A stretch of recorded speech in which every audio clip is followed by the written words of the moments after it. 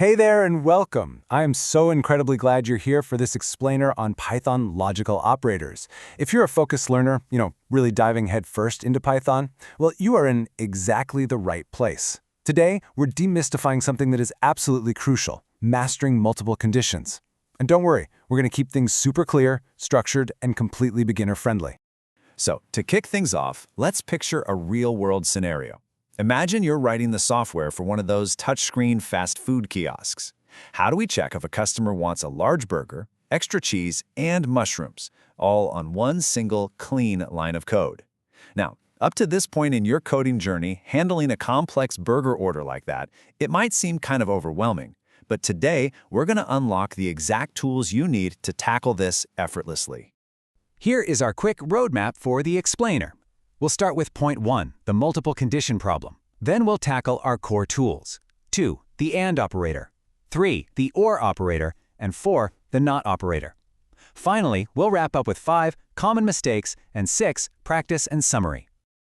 Okay, let's dive right into section 1, the multiple condition problem. Think about the progression of what we already know. Step 1, you learn basic if statements. Step 2, elif statements for those alternative choices. Step 3, nested if statements. Now, you've probably used these, and if you have, you know the struggle.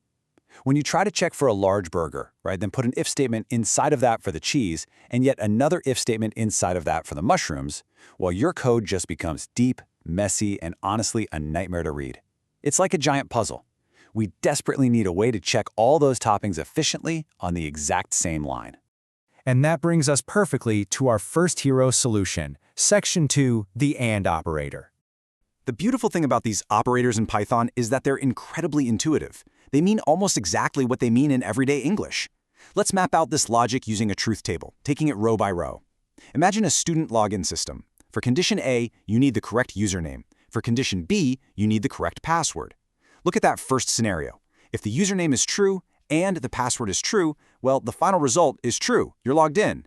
But what if the username is true, but the password is false? Access denied. The result is false. False and true, still false. Both false? Yeah, definitely false. So for the AND operator, every single condition literally must be true for the whole shebang to be true. So how does that translate to code? It looks exactly like this. Username equals student and password equals 1234. Let's evaluate this step by step, just like your computer does. First, Python looks at the first part. Is the variable username exactly equal to student? If yes, boom, that's true. Then it sees that AND keyword, so it jumps to the second part. Is password exactly equal to 1234? If yes, that's also true. Because both parts are true, the entire line of code evaluates to true, and access is granted. Okay, I highly recommend you pause the explainer right now and type this exact code yourself in your own Python environment. Seriously, active participation is the absolute secret sauce to memorizing syntax. Take your time, write it out, and give it a run. Welcome back. Let's look at the result. Running our student login code gives a terminal output of true. And it outputs true precisely because of the logic we just mapped out. Both individual conditions were met perfectly, so Python confidently evaluates the entire combined statement as true. Moving right along to our next tool, section 3, the OR operator. Sometimes we really don't need every condition to be true. We just need at least one to hit the mark. Let's walk through the OR logic. Notice how much more forgiving this is compared to AND. First scenario, true or true equals true. But check out the second one. True or false, the result is still true. False or true? Yep, also true. It's only when we get down to that worst-case scenario, false or false, that it finally spits out false. So the big takeaway here is that with the OR operator, if just a single condition is true, the entire statement evaluates to true. Let's look at some Python syntax for a situation we all love, checking if we get to sleep in. Today equals holiday or today equals weekend. Think about it for a second. If today is a holiday, do we really care if it's a weekend? Nope, we get to sleep in. If it's a weekend, do we care if it's a holiday? No way, we still get to sleep in. We just need one of those conditions to be met. Go ahead and pause the explainer again to type this code yourself. Play around with it. Change the day in your code. Set it to holiday. Then try setting it to a regular Tuesday and see exactly how the OR operator reacts. All right, looking at our test run here, the terminal output shows true. Even if today's a Tuesday, if your system somehow considers it a holiday, the OR operator evaluates that first part as true. And here's the magic. Once it sees a single true, the whole line becomes true. It's an incredibly powerful way to give your code alternative paths to succeed.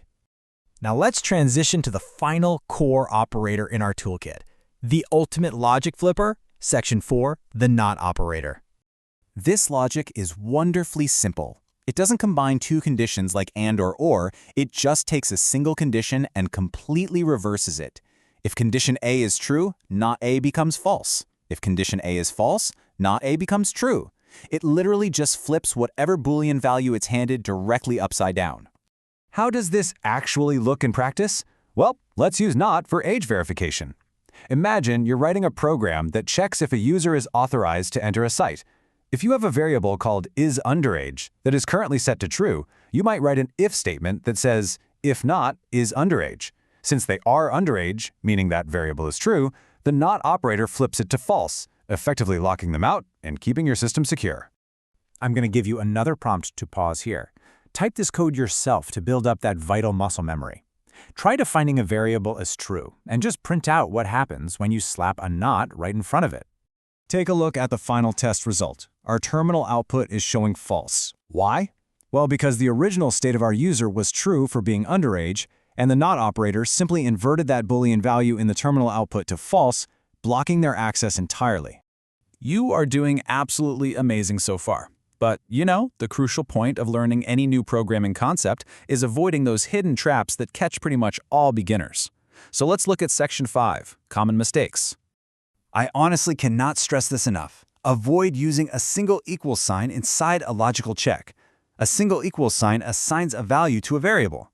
Always use the double equals sign, which compares two values. If you accidentally use a single equal sign when trying to use AND or, your program is either going to crash, or worse, it'll create a silent bug that's super hard to find. Always remember, double equals for comparison. Oh, and keep your code indentation neat and perfectly aligned. We have covered a tremendous amount of ground today. Let's transition to our wrap-up phase. Section 6, Practice and Summary. To truly master this stuff, you just gotta practice. Try these 3 quick exercises. Number 1, write an AND login from scratch without looking at your notes. Number 2, write an OR weekend check. And number 3, for a real challenge, try combining AND with OR on the exact same line of code. Like, try ordering a burger that must have cheese and must be either medium or large. Experiment with Python, mix these operators up, and just see what you can create. To perfectly summarize everything we covered, AND needs both conditions to be true. OR needs just one, and NOT reverses the logic entirely. Keep this little cheat sheet handy as you code, and I'll leave you with this provocative thought. Now that you have the immense power to make your code evaluate complex, multi-layered decisions on just a single line, what incredible software are you going to build next? Thank you so much for tuning into this explainer, and happy coding.